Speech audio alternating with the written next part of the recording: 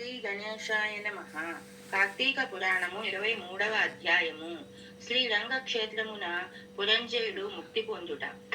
అగస్త్యుడు మరలా అత్రి మహామునిని చూచి, ఓ ముని పుంగవ, విజయం పొందిన తర్వాత పురంజయుడు ఏమి చేసినా వివరించండి అని అడుగ్గా, ఆ అత్రి మహాముని ఇట్లు చెప్పేది.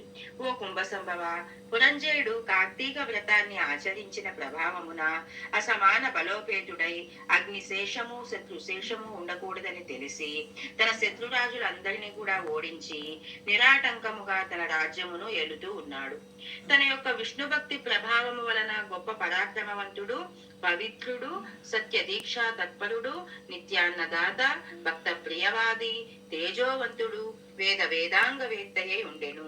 మరియు అనేక శత్రువులను జయించి దశ దిశలా తన అఖండ కీర్తిని ప్రసరింపజేసెను.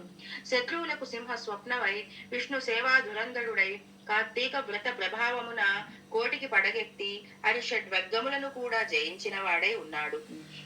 ఎన్ని మాటలేలా, అతడిప్పుడు విష్ణు భక్తాగ్రేసరుడు, సదాచార సత్పురుషులలో ఉత్తముడై రాణించుచూ ఉండెను. అయినను తనకు తృప్తి లేదు.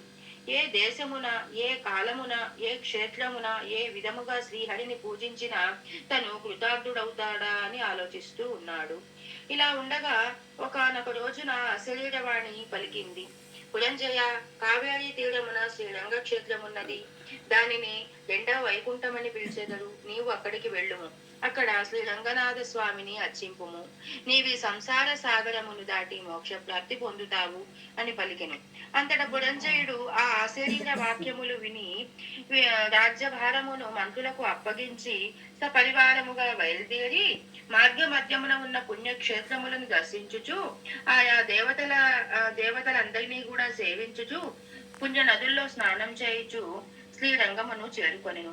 అక్కడ కావేరీ నది రెండు పాయలై ప్రవహించుచూ ఉండగా మధ్యనున్న శ్రీ రంగనాథ ఆలయమున శేషశయ్యపై పవళించి ఉన్న శ్రీ రంగనాథుని చూచి పరవశము చెంది చేతులు జోడించి, దామోదర, గోవింద, గోపాల, హరే కృష్ణ, వాసుదేవ, అనంత, అచ్యుత, ముకుంద, పురాణ పురుష, ఋషికేశ, ద్రౌపదీ మాన సంరక్షక, దీనజన భక్తపోష, ప్రహ్లాద వరద, గరుడధ్వజ, కరివరద, పాహిమాం పాహిమాం, రక్షమాం రక్షమాం, దాసోహం పరమాత్మ దాసోహం అని విష్ణు స్తోత్రమును పఠించి కార్తీక మాసం అంతా కూడా ఆ శ్రీరంగమునందే ఉండి తదుపరి తన సపరివారంతో సహా అయోధ్యకు బయలుదేరాను.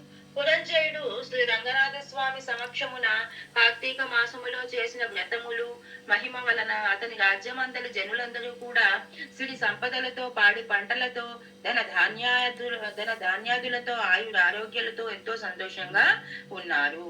అయోధ్య నగరమున దృఢకడ ప్రాకారములు కలిగి, తోరణ యంత్ర ద్వారములు కలిగి, మనోహర గృహ గోపురాదులతో చతురంగ సైన్య సంయుతమై ప్రకాశిస్తూ ఉన్నది. అయోధ్య నగరమందలి వీరులు యుద్ధ నేర్పరులై ఉన్నారు.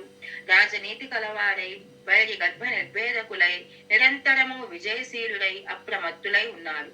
ఆ నగరమందలి అంగణామణులు కూడా హంస గజగామినులు, పద్రాయత లోచనులై, విపుల శోణిత్వము, విశాల కటిత్వము, సూక్ష్మ మధ్యత్వము, హింస కుచపీనత్వము కలిగి కురూపవతులై ఉన్నారు.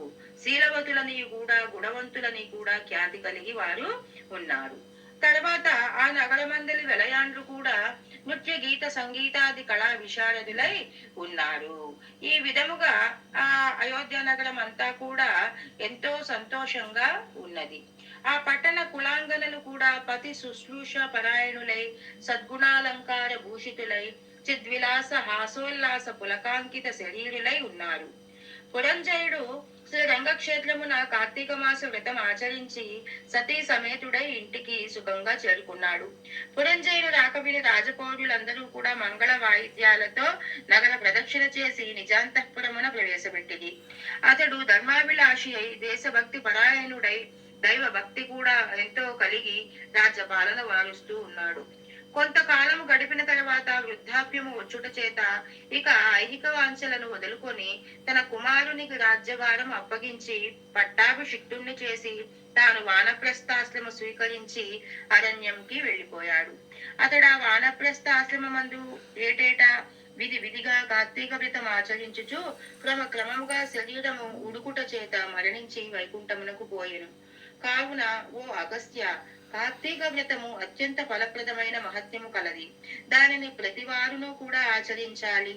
ఈ కథ చదివిన వారికి, చదివినప్పుడు వినువారికి కూడా వైకుంఠ ప్రాప్తి కలుగును.